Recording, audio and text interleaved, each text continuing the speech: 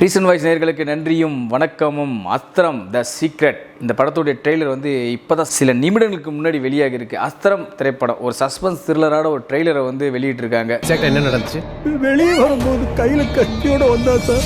நம்ம தமிழ் சினிமா உலகத்தில் பொறுத்த வரைக்கும் இந்த சஸ்பென்ஸ் த்ரில்லர் படங்கள் வந்து நிறைய படங்கள் வெற்றி அடைஞ்சிருக்கு. நம்ம நிறைய இப்போ சமீபத்தோடு பார்த்தீங்கன்னா போர் தொழில்ன்ற ஒரு திரைப்படம் நல்லா வெற்றி அடைஞ்சிருக்கு, உங்களுக்கு எல்லாருக்குமே தெரியும். ஸோ அந்த மாதிரி வரிசையில் பார்க்கும்போது என்னன்னா இதுவும் வந்து ஒரு டிஃப்ரெண்ட்டான த்ரில்லர் ட்ரெய்லர். அதாவது இந்த படமே ஒரு த்ரில்லராக இருக்கும் அப்படின்றது மட்டும் அந்த ட்ரெய்லரை பார்க்கும்போது நமக்கு எல்லாமே புரியுது. முதல் காட்சியில் இந்த ட்ரெய்லரில் வர காட்சிகள் எல்லாமே கத்தியில் வந்து ஒருத்தர் குத்திக்கிற மாதிரி ஒரு இன்வெஸ்டிகேஷன் பண்ணுற மாதிரி வந்து ஒரு காட்சி அமைப்பு வச்சுருக்காங்க ட்ரெய்லரில் பார்க்கும்போது. இந்த ட்ரெய்லர்லேருந்து ஃபஸ்ட்டு சீலே நம்ம தெரிஞ்சுக்கலாம், ஓகே கதைக்கு முக்கியத்துவம் தர படமாக இருக்கும் அப்படின்றதுல மட்டும் எந்த விதமான சந்தேகமும் இல்லை. பட் இந்த கேஸுக்காக வந்து ஷியாம் எவ்வளோ கஷ்டப்படுறாரு, எந்த மாதிரி விஷயங்களை கையாள போகிறாரு. ஏன்னா பார்த்தீங்கன்னா அவர் வந்து கையில் கட்டுலாம் கட்டிட்டுலாம் உட்காந்துருக்காரு. ஸோ அப்போ வந்து இந்த மாதிரி ரூபத்தில் கூட அந்த கேஸ் எப்படி ஹேண்டில் பண்ண போகிறாரு அப்படின்றத மட்டும் இது தெளிவாக சொல்லியிருக்காங்க அப்படின்றத மட்டும் எனக்கு க்ளீனாக புரியுது. ஸோ அந்த ஒவ்வொரு விஷயங்களும் பார்க்கும்போது ஒரு டைலாக் வருது இந்த ட்ரெயிலர்லேயே, நீங்கள் பார்த்துருப்பீங்க, நல்லா நோட் பண்ணி பாருங்கள். எனக்கு மதம் மாற்றம் செய்கிற அப்புறம் ஒரு டவுட் இருக்குது சார் அப்படின்னு சொல்லும்போது அந்த சர்ச்சில் இருக்கிற ஃபாதர் வந்து ஒரு டைலாக் சொல்கிறார், நல்லது செய்யணும் கடவுள் மதம் மாற்றம் செஞ்சு தான் வரணும்னா அவர் கடவுளே கிடையாது, கட்சி தலைவர் அப்படின்ற மாதிரி சொல்கிற விஷயங்கள் எல்லாமே நிறைய பேர் வந்து இந்த மாதிரி விஷயங்களை கையாளுறாங்களோ என்னவோ. டைரக்டர் வந்து இது அதை எப்படி சொல்லுவாங்கன்னா அதை பிரிஞ்சு ஆராய்ச்சி பண்ணி இது மாதிரி இந்த டைலாக் வச்சிருக்காரா அப்படின்ற ஒரு சந்தேகத்தையும் கிளப்புது. பட் இருந்தாலும் வந்து இந்த ட்ரெய்லருக்கு உண்டான அந்த காட்சி அமைப்புக்கு இது கரெக்டாக அந்த டைலாக் பொருந்தும் அப்படின்றது வந்து படத்தின் மூலமாக நம்ம நிரூபிக்க முடியும், ட்ரெய்லர் வச்சு நம்ம கணிக்க முடியாது. ஓகே படமே பார்த்திங்கன்னா கேமரா ஆங்கிள் இது எல்லாமே பார்க்கும்போது என்னென்னா உங்களுக்கு எல்லாமே சஸ்பென்ஸ் த்ரில்லர், ஒரு காட்டுக்குள்ளே நடக்குது, ஒரு மலைக்கு மேலே நடக்கிற ஒரு ஊட்டி கொடைக்கானல்ன்ற மாதிரி இடங்களில் ஷூட் பண்ணியிருக்காங்கன்ற மட்டும் நல்லா தெரியுது. இந்த படத்தோட இயக்குனர் அரவிந்த் ராஜகோபால், நம்ம வந்து இவரை பற்றி சொல்லணும்னா என்ன சொல்லணும்னா இவர் ஏதோ வந்து ஷார்ட் ஃபிலிம் எடுத்து டேரக்டர் அப்படின்ற மாதிரி நான் கேள்விப்பட்டேன். ஷார்ட் ஃபிலிமில் வந்து அன்றைக்கே வந்து ஏதோ அவார்ட்லாம் வாங்கியிருக்காரு அப்படின்ற மாதிரி கேள்விப்பட்டோம். ஸோ நெடுநாட்களாக வந்து இப்போ வந்து ஒரு படமாக எடுத்திருக்காரு. ஓகே நல்ல கதையாக தான் கண்டிப்பாக கொடுத்துருப்பான்றது மட்டும் சந்தேகம் இல்லாமல் இருக்குது. இது வந்து அவருடைய ஐ திங்க் முதல் படம் நினைக்கிறேன் இந்த இயக்குனருக்கு.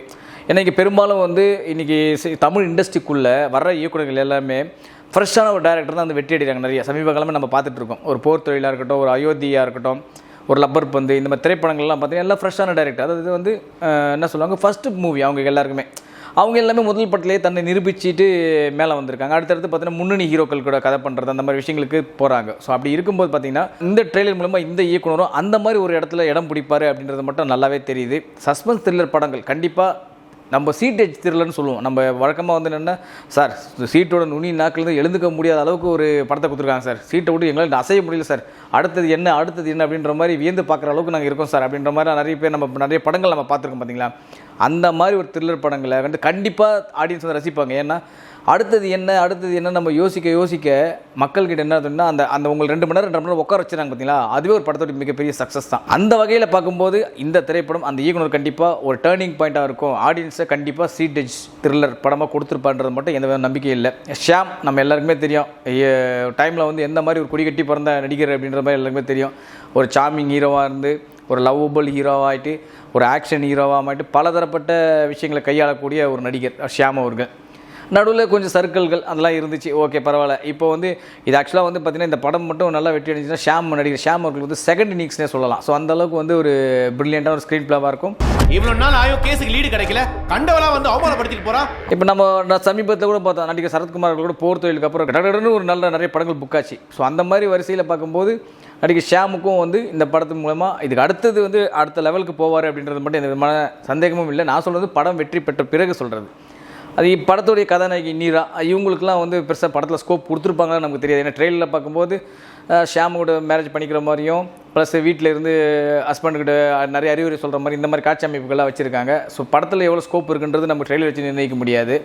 ஸோ மொத்தத்தில் இந்த ட்ரெய்லர் எப்படி இருக்குன்னு பார்த்தீங்கன்னா போர் தொழில் இந்த மாதிரி திரைப்படங்கள், அப்புறம் நம்ம ரகுமான் சார் நடிச்சா பாருங்கள் துருவங்கள் 16 இந்த மாதிரி படங்கள்லாம் பார்த்திங்கன்னா திடீர்னு பார்த்திங்கன்னா செம்ம கிளிக் ஆகும், சம்மந்தமே நம்ம கிளிக் ஆகிடும். சார் அந்த படம் பார்த்தோங்க செம்மையாக இருக்கா படம், செம்மையாக பண்ணியிருக்காங்க அப்படின்வாங்க. அந்த ஆடியன்ஸ் ஆஃப் இந்த வேர்ட் ஆஃப் மவுத்னு சொல்லுவாங்க, அந்த டாக் சொல்லுவாங்க பார்த்தீங்களா, அந்த மாதிரி டாக்கில் வந்து இந்த திரைப்படம் வந்து இடம் பெற்றுச்சுன்னா கண்டிப்பாக இந்த படக்குழுவுக்கும் இந்த டீமுக்கும் உண்மையிலே சொல்லப்போனால் நல்ல ஒரு கிரேட் ஃப்யூச்சர் இருக்குது அப்படின்னு சொல்லலாம். பட் இன்னும் இது சம்மந்தமே இல்லாமல் இந்த ஒரு என்ன சார் இது வந்து ஒரு சின்ன பட்ஜெட் படம் சார், இந்த படத்தில் எதுக்கு சார் நீங்கள் ட்ரெய்லர் ரிவ்யூ பண்ணுறீங்க, திடீர்னு கேள்வி கேட்பீங்க. அதுக்கும் நான் பதில் சொல்லிடுறேன். ஏன்னா மேக்ஸிமம் நம்ம வந்து விரும்பி பார்க்குற படங்கள் என்னென்னா சஸ்பென்ஸ் த்ரில்லர் படங்கள் நான் ரொம்ப விரும்பி பார்ப்பேங்க. அந்த வகையில் பார்க்கும்போது இந்த ட்ரெய்லர் இப்போ சமீபத்தில் பார்த்தேன். பார்த்ததுக்கப்புறம் தெரியுது ஓகே ஏதோ ஒரு டிஃப்ரெண்ட்டாக இருக்கும் போல இந்த ட்ரெய்லர் அப்படின்றத சரி நம்ம ஒரு ரிவ்யூ போடுமே அப்படின்றதுக்காக தான் நான் அந்த படத்தோட ரிவ்யூ நான் பண்ண ஆரம்பிக்கிறேன். வேறு எந்த உள்நோக்கமும் காரணமும் இல்லை. பட் என்ன இருந்தாலும் இந்த திரைப்படம் வெற்றி பெற ரீசன் வாய்ஸ் சேனல் சார்பாகவும் என்னுடைய சார்பாகவும் வாழ்த்துக்களை தெரிவித்துக் கொள்கிறேன். மீண்டும் சந்திப்போம். நன்றி, வணக்கம். இது போல பல வீடியோக்களை கண்டு மகிழ எங்களது ரீசன்ட் வாய்ஸ் சேனலை மறக்காம சப்ஸ்கிரைப் பண்ணுங்க.